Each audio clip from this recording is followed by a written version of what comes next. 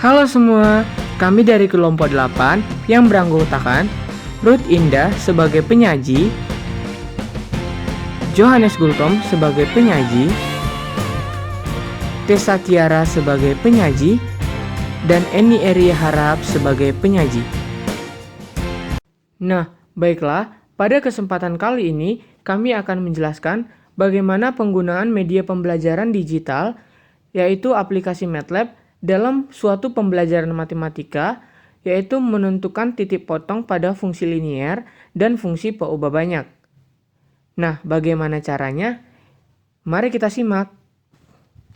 Nah, bagaimana cara kita menggunakan aplikasi MATLAB sebagai media pembelajaran berbasis elektronik atau digital dalam menentukan titik potong pada fungsi linier dan fungsi peubah banyak. Nah, di sini saya akan menjelaskan bagaimana cara kita untuk menentukan titik potong pada fungsi linier dengan menggunakan MATLAB.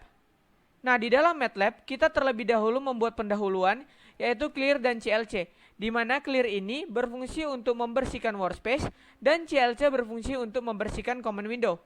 Nah, di sini kita akan menentukan titik potong dari dua fungsi linier, di mana fungsi linier yang akan kita tentukan titik potongnya yaitu Y1 sama dengan 3X tambah 2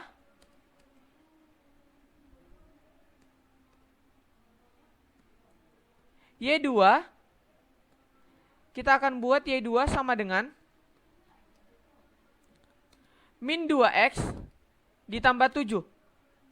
Selanjutnya kita akan tentukan increment, di mana increment ini berfungsi atau bertujuan untuk memperhalus atau memperkasar kurva yang akan kita gambarkan atau kita plot dari dua fungsi linier yang telah kita tentukan. Maka kita dapat buat X sama dengan 0.2, 0.5, 2. Artinya kita akan memperoleh bilangan dari 0 sampai 2 dengan rentang 0,5, yaitu 0, 0,5, 1, 1,5, dan 2. Nah, kita telah menentukan bahwa Y adalah 3X ditambah 2 dan Y2 yaitu min 2X ditambah 7. Nah, selanjutnya sebelum menentukan titik potong dari dua fungsi linier tersebut, kita perlu terlebih dahulu menentukan indeks dari titik potongnya. Maka kita dapat buat indeks underscore intersection akan sama dengan sub. Maka kita dapat buat sub sama dengan find Y1 equal dengan Y2. Nah, di sini kita akan menentukan titik potong dari sumbu X dan sumbu Y. Untuk titik potong dari sumbu X kita dapat buat X underscore intersect yaitu X sub. Dan untuk titik potong pada sumbu Y, yaitu Y underscore intersect sama dengan Y1 sub. Nah, di sini kita akan memperoleh titik potong dari dua fungsi linier itu adalah untuk titik potong pada sumbu X sama dengan 1 dan titik potong pada sumbu Y sama dengan 5. Nah, selanjutnya bagaimana cara kita memplot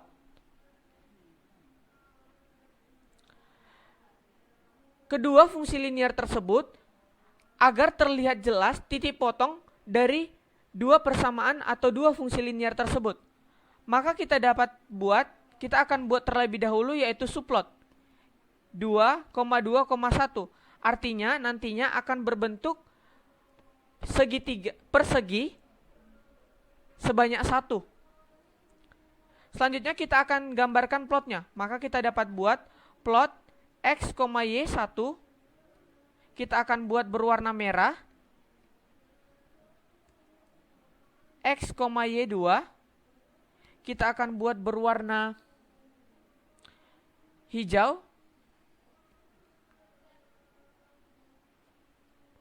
dan selanjutnya kita akan buat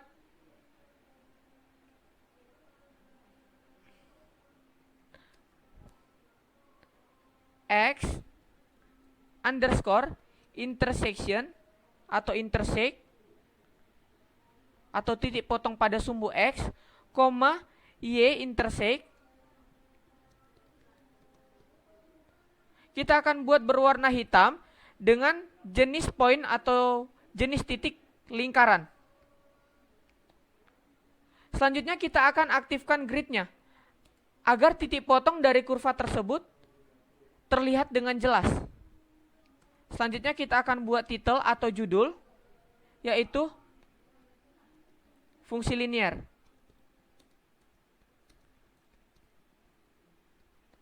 Selanjutnya saya akan run, sehingga di sini kita akan memperoleh plot dari dua fungsi linear yang telah ditentukan dengan titik potong pada sumbu X yaitu 1 dan titik potong pada sumbu Y adalah 5. Baiklah, sekian yang dapat saya jelaskan mengenai penggunaan MATLAB dalam menentukan titik potong pada fungsi linear. Baik, di sini saya akan melanjutkan untuk menentukan titik potong persamaan garis berderajat lebih dari 1, yaitu 2 ataupun 3 ataupun selebihnya. Tapi di sini saya akan memakai saya akan mencoba untuk persamaan garis berderajat 2 dan berderajat 3. Perlu diketahui bahwasanya MATLAB tidak digunakan sebagai kalkulator, tapi di sini kami gunakan sebagai media pembelajaran untuk menghasilkan visual grafik yang lebih baik dan lebih menarik serta lebih detail di dalam proses pembelajaran dan proses kegiatan belajar mengajar. Oke, lanjut di sini saya akan menunjukkan titik potong sekaligus menentukan titik potong garis berderajat 1, 2. Oke, di sini misalkan ada Y1 persamaan garis 1 sama dengan min X kuadrat dikurang 3, ada persamaan garis kedua Y2 sama dengan min 2X kuadrat tambah 6. Dan di sini saya pakai increment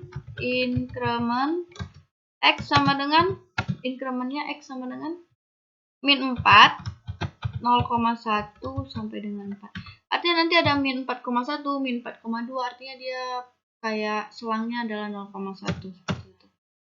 Oke. Di sini saya akan tulis kembali persamaan garisnya, saya salin aja untuk menghemat waktu. Saya aktifkan, saya hapus komennya, saya buat operator kali dan operator kuadrat. Oke, lanjut di sini saya akan membuat index underscore intersection sama dengan sub. Oke. Artinya sub nanti dibaca sebagai indeks titik potong. Berarti sub sama dengan find dalam kurung Y1 equal Y2. Oke. Lanjut, misalkan untuk titik potong X sama dengan ini titik potong pada sumbu X ya, intersection sama dengan X sub. Oke, untuk titik potong yang ada di sumbu X, intersection sama dengan Y sub. Nanti nih si Y sub ini akan dibaca Y1 Y2, si X ini akan dibaca X1 X2. Nanti kan jadi X1, Y1, X2, Y2 seperti itu. Oke, saya akan masukkan ke dalam subplot, nanti lebih terlihat kenapa saya pakai subplot, nanti akan saya jelaskan. Oke, di sini saya akan plot dulu, plot dalam kurung X, Y1, saya kasih warna biru. Oke, X, Y2, saya kasih warna merah. X underscore intersect. Apa gunanya? Ini dia untuk menandakan bahwasannya itu loh titik potong garis 1, Y1 dan garis Y2 tadi. Oke, underscore intersect. Nanti bisa lebih jelas dilihat. Oke, oke. Intersect. Oke, tidak ada yang salah. Langsung saya run.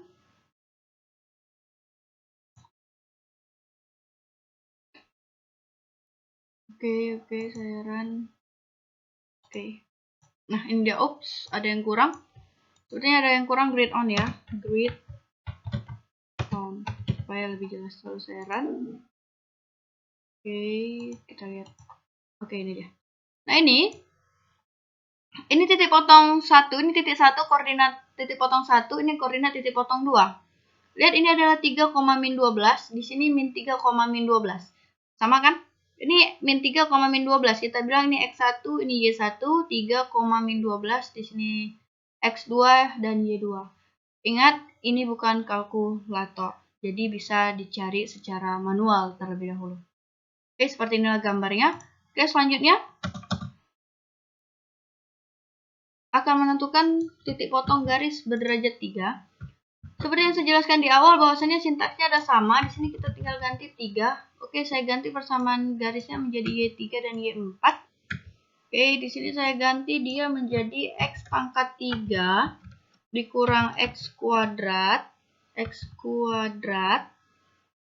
ditambah 6. Dan di sini saya ganti menjadi 2X pangkat 3 dikurang X pangkat 2 dikurang 2. Oke, saya copy, saya salin supaya lebih menghemat waktu. Oke, supaya lebih cepat. Oke, saya masukkan operatornya. Di sini adalah titik kali, di sini titik operator kuadrat. Dikali, oke, di sini X kurang ya. Harusnya di sini X berarti titik. Oke. Berarti di sini saya ganti dia menjadi Y3 equal Y4. Di sini saya ganti jadi Y3. Di sini saya ganti jadi Y3, di sini saya ganti jadi Y4. Di sini saya ganti jadi 2. Oke, saya ganti warnanya magenta dengan green hijau. Oke, di sini akan saya lakukan, saya tutup dengan tanda titik koma supaya dia tidak muncul di command window supaya lebih rapi. Itu dia. Oke, lalu saya run. Kita lihat dulu apa yang akan terjadi. Oke, ini dia. Ups, ada yang ketinggalan sepertinya. Sebentar, saya periksa. Oke, kesalahannya di sini seharusnya di sini adalah 2. Oke, lalu saya run. Oke, dia baru kelihatan. Oke, di sini titik potongnya berada di koordinat 2,10. Pas ya, ini 2,10. Oke, seperti itu. Nah, ini kegunaan subplot. Ini untuk dia menjadi bagian 1, ini untuk menjadi bagian 2. Oke, demikian yang dapat saya sampaikan dari kelompok 8 mengenai media pembelajaran matematika untuk mata kuliah aljabar linear. Ingat sekali lagi, MATLAB bukan kami gunakan sebagai kalkulator, tetapi sebagai media pembelajaran untuk menghadirkan visual grafik yang lebih menarik dan lebih detail. Sekian dan terima kasih.